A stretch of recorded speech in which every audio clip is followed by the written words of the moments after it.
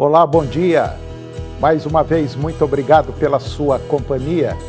Está começando mais um programa Agronegócio e eu desejo a você um dia muito abençoado e muito feliz.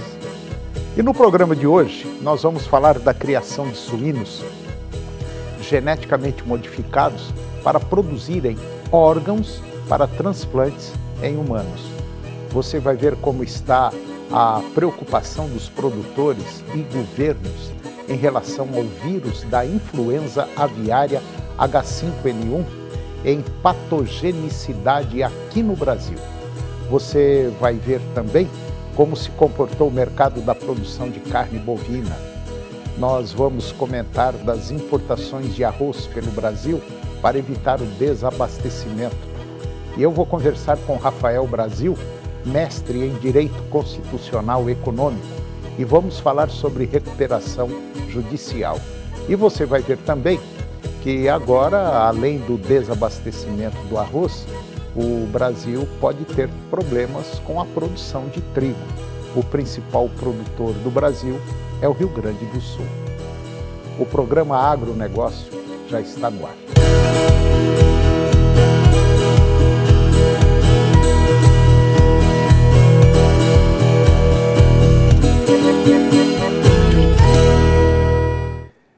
Eu começo o programa de hoje falando de suínos geneticamente modificados para produzirem órgãos para transplantes em humanos. Os avanços na produção de suínos geneticamente modificados para servirem como doadores de órgãos para transplantes em humanos, eles foram discutidos por pesquisadores do Instituto de Zootecnia, o IZAPTA, localizado em Piracicaba. No último mês, o Núcleo Regional de Pesquisa de Tanquinho, do IZ, que é um órgão da Secretaria de Agricultura e Abastecimento do Estado de São Paulo, ele recebeu a visita de um grupo de pesquisadores que estudam o uso de órgãos provenientes de suínos para transplantes em humanos. Pesquisadores da Universidade de São Paulo, da USP, e também da empresa Xenobrasil, firmaram um projeto de produção nacional de suínos geneticamente modificados voltados para xenotransplante de órgãos em humanos. Foram discutidos também os processos, procedimentos, instalações e manejo dos animais, como também os desafios inerentes às atividades que envolvem todas as etapas do projeto. E de acordo com uma das líderes do projeto nacional, a doutora Simone Raimundo Oliveira, que desde 2017 a sua equipe lá da USP vem pesquisando a técnica e obtendo resultados consideráveis, como a adição genética de células suínas em laboratório, tornando-as incapazes de produzir substâncias que causam rejeição imunológica em humanos, e a criação de embriões, clones de suínos, a partir destas células que futuramente poderão vir a se desenvolver em animais adultos. Agora já está perto de conseguir os primeiros suínos clones para uso em transplantes. Pelo menos foi o que celebrou a pesquisadora. E agora vamos falar das importações de arroz pelo Brasil para evitar o desabastecimento. É bom lembrar que o Rio Grande do Sul é o maior produtor de arroz do país. O ministro da Agricultura, Pecuária e Abastecimento, Carlos Fávaro, ele afirmou que o governo federal preparou uma medida provisória para a campanha nacional de abastecimento, também junto com a Conab, para importar 1 milhão de toneladas de arroz diante das chuvas e do desastre que está acontecendo lá no Rio Grande do Sul. E de acordo com o ministro, esse arroz importado já vem pronto para o consumo para evitar o impacto ao produtor rural. Essa importação do produto é para evitar especulação inicialmente. A ideia do governo é comprar 200 mil toneladas de arroz beneficiado e já empacotado. O primeiro momento é evitar desabastecimento, evitar, como dissemos, especulações. A medida, contudo, só será possível após a aprovação do projeto de decreto legislativo enviado agora essa semana pelo governo federal ao Congresso, que prevê recursos para ajudar na recuperação do Rio Grande do Sul em meio aos estragos ocasionados pelas chuvas. O ministro sinalizou que, havendo estabilidade nos preços do cereal, a importação pode ser suspensa. A ideia é evitar uma alta exacerbada no preço do arroz se a gente for rápido na importação. E não tem esse estágio. Por isso é que o arroz descascado e já empacotado é o preferido. Segundo o ministro, muito provavelmente, o primeiro leilão de 200 mil toneladas será competitivo para o próprio Mercosul. Está mais perto, tem teto de preço e não tem imposto. Então, muito provavelmente, Argentina, Uruguai e Paraguai, talvez alguma coisa da Bolívia, poderá chegar ao Brasil.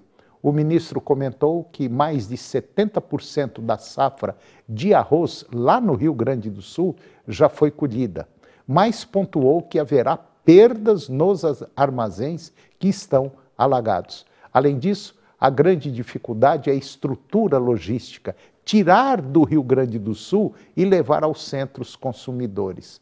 De acordo com o ministro, os produtores gaúchos têm arroz para suprir abastecimento, mas existem dificuldades na logística. O ministro da Agricultura calcula que a expectativa é de que cerca de aproximadamente 1.600.000 toneladas de arroz ainda estejam nas lavouras do Rio Grande do Sul. E agora vamos comentar do vírus da influenza aviária, o H5N1, de alta patogenicidade.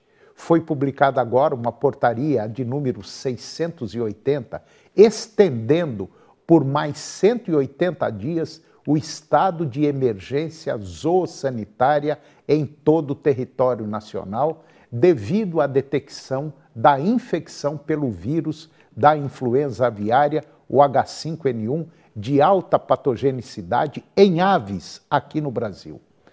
Essa prorrogação da emergência permite ao Ministério da Agricultura a mobilização de recursos federais, a articulação com outros órgãos públicos e privados e a adoção de medidas sanitárias para conter a disseminação do vírus. A emergência zoossanitária, ela foi decretada pela primeira vez no mês de maio do ano passado, após a confirmação dos primeiros casos de gripe aviária em aves silvestres aqui no Brasil.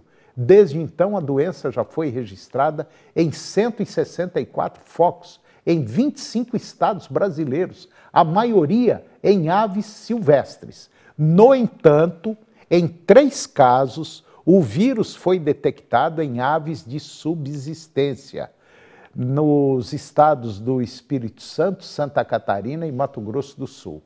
Apesar da presença do vírus, o Brasil continua livre da influenza aviária em aves de criação comercial, o que garante o status sanitário do país para exportação de produtos avícolas. O ministro da Agricultura, o Carlos Fávaro, disse que o Brasil é um dos 4 países do mundo que não tem gripe aviária em seu plantel comercial. O sistema de defesa agropecuária brasileiro, ele é muito eficiente e dá para manter sim esse status de emergência para evitar uma possível crise no setor. E você vai ver agora que, além do desabastecimento do arroz, o Brasil pode ter um outro problema muito sério, que é a produção de trigo. O principal produtor de trigo do Brasil é o Rio Grande do Sul. Um levantamento que foi realizado agora pelo Centro de Estudos Avançados em Economia Aplicada, CEPEA, revelou que a escassez de trigo de qualidade superior está desencadeando uma acirrada competição entre compradores por novos lotes, resultando no aumento dos preços internos do cereal. E com ele vem o pãozinho, o macarrão e por aí vai.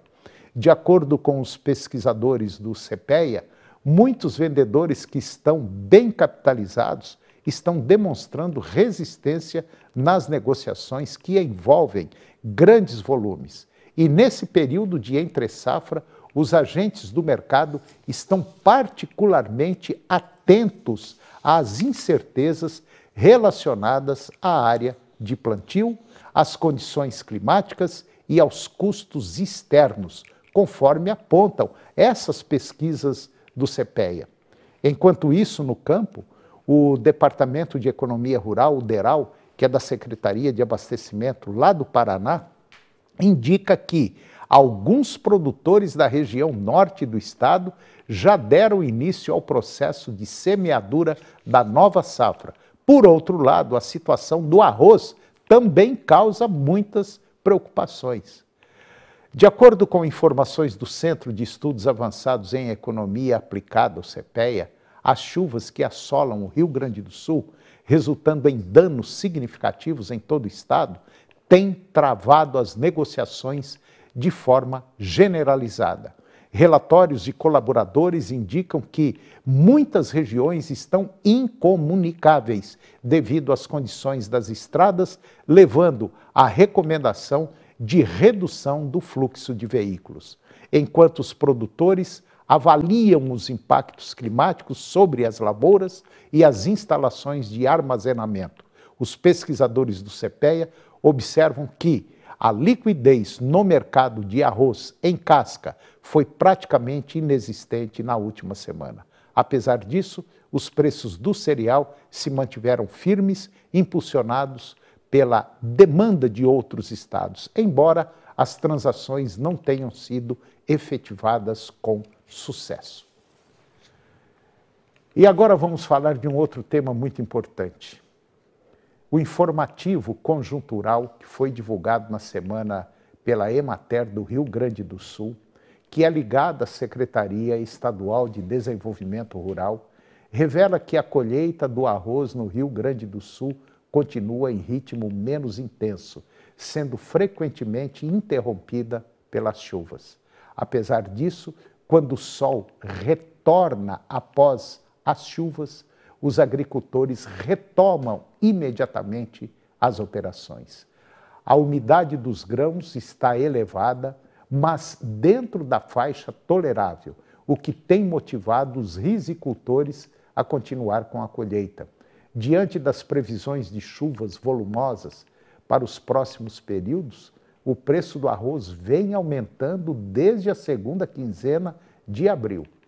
Apesar de ser um momento em plena safra, a área cultivada no estado do Rio Grande do Sul está estimada em 900.200 hectares, com uma produtividade média de 8.300 quilos por hectare, conforme o Instituto Rio-Grandense do Arroz.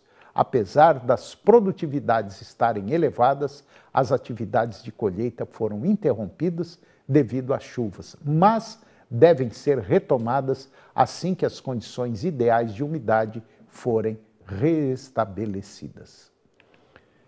E depois do intervalo, nós vamos comentar do mercado do leite, que registrou alta no mês de março, e eu vou conversar com Rafael Brasil. Ele é mestre em Direito Constitucional e Econômico e nós vamos falar sobre recuperação judicial. Nós voltamos já, é um minuto só.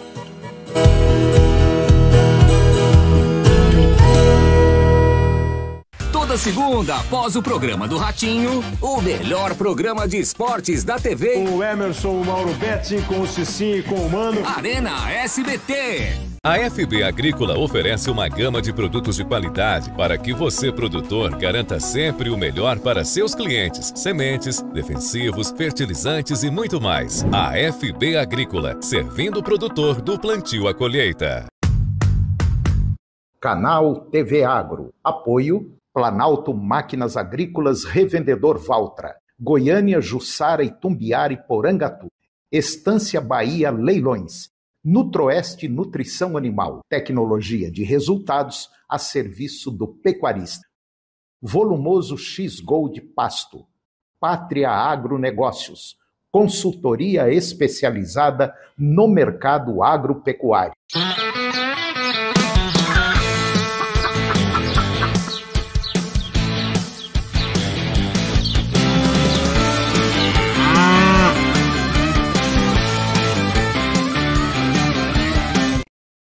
Sua mãe já te deu uma segunda chance? A Novomundo.com te dá.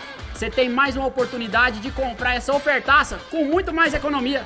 Faça uma revolução na sua cozinha com essa fritadeira Oven. Com capacidade de 12 litros e painel touch, ela entrega muita potência e praticidade. E só nessa segunda, ela sai por R$ 599 à vista ou R$ 59,90 mensais sem juros. Novomundo.com. De mãe a gente entende.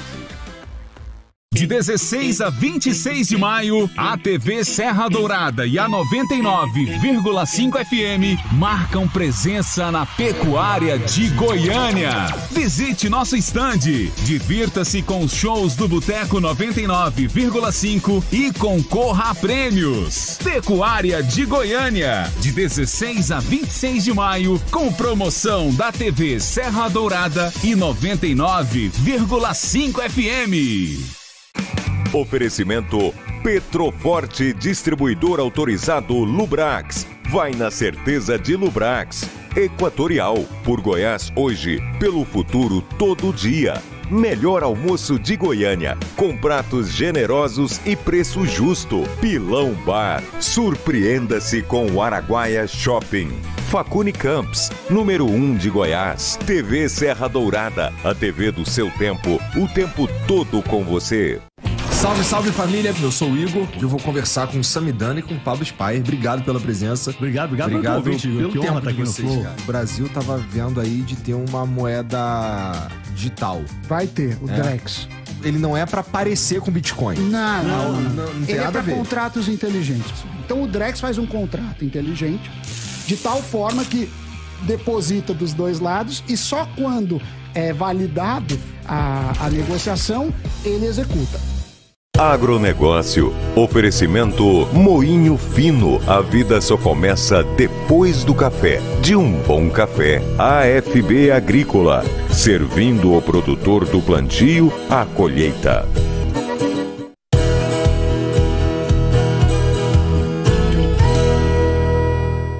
Nós estamos de volta e agora vamos comentar de um tema muito interessante. Nós vamos falar do mercado do leite, o sofrido mercado do leite. O preço do leite, que foi captado em março e que foi pago em abril, registrou a quinta alta consecutiva de 4,1% quando a gente compara ele com fevereiro, com o preço de fevereiro. E chegou a R$ 2,32 o litro, isso na média Brasil, do Centro de Estudos Avançados em Economia Aplicada, que é da Exalc USP. Mesmo com o aumento, essa média ficou 20,3% abaixo do verificado em março do ano passado. Isso em termos reais, ou seja, os valores foram deflacionados pelo IPCA de março deste ano. E com esse resultado, o preço ao produtor acumula uma alta real de 12,9%. De acordo com analistas do Milk Point Mercado, o aumento do preço do leite em março, ele é resultado principalmente da menor disponibilidade de leite nas fazendas, além da queda sazonal na produção esperada para este período, caracterizado pela entre-safra do leite.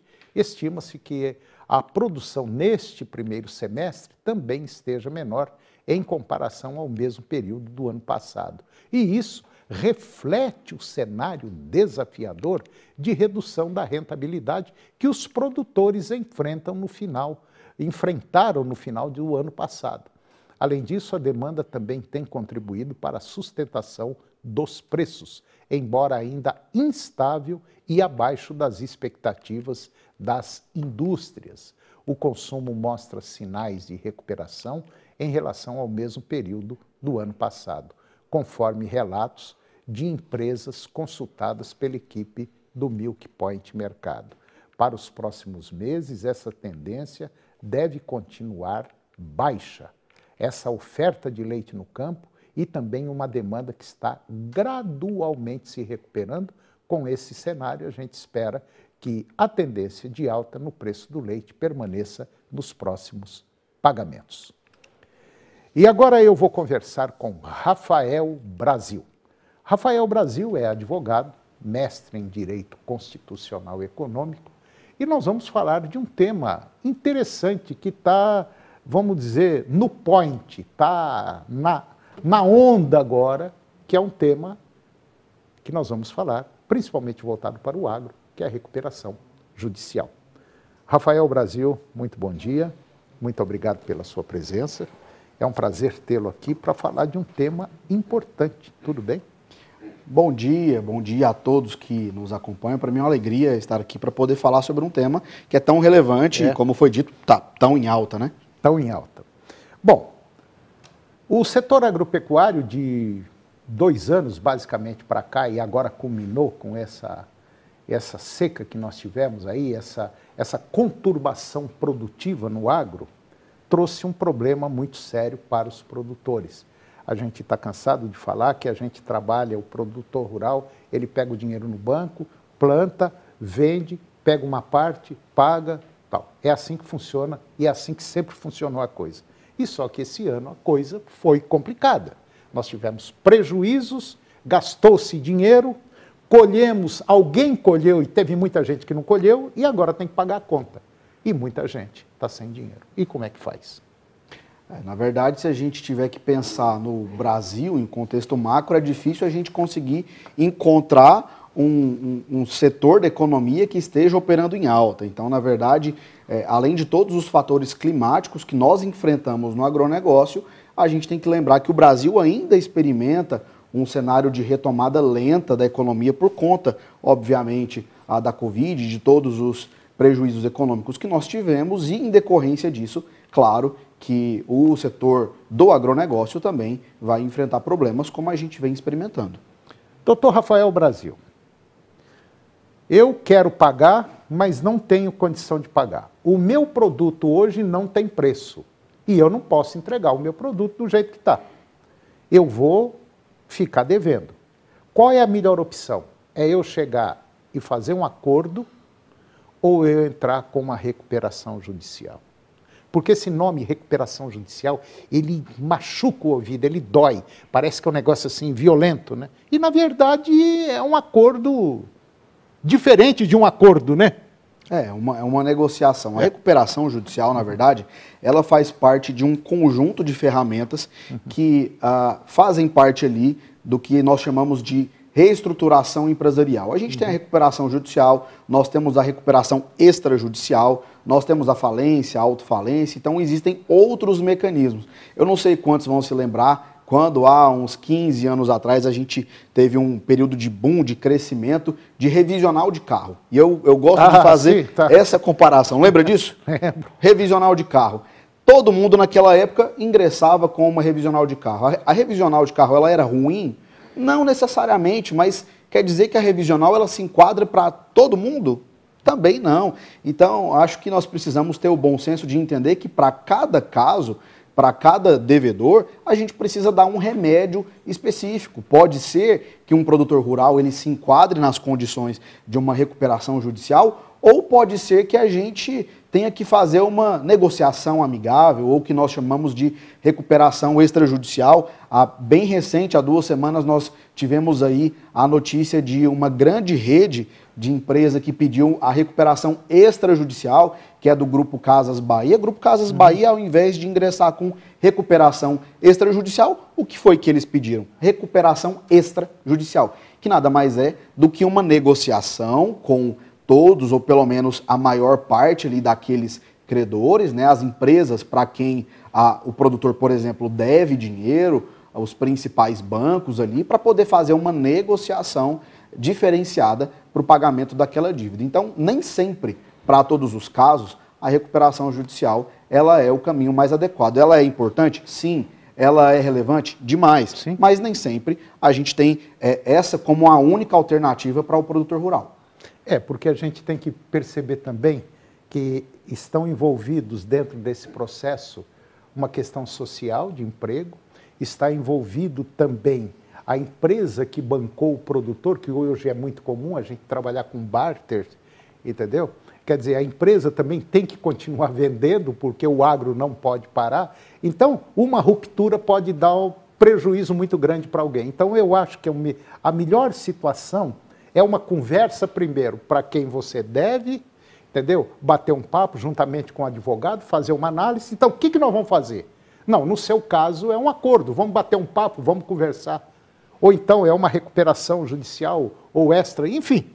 Exato. É a melhor coisa. A melhor coisa que tem nesse exato momento é a conversa. Uma conversa adulta, franca, porque todo mundo sabe o que nós estamos passando. Olha o Rio Grande do Sul lá. Você vê uma colheitadeira, um trator debaixo d'água, um silo lá com 50, 100 mil sacas de soja, de trigo, de arroz, indo tudo para baixo. É um negócio...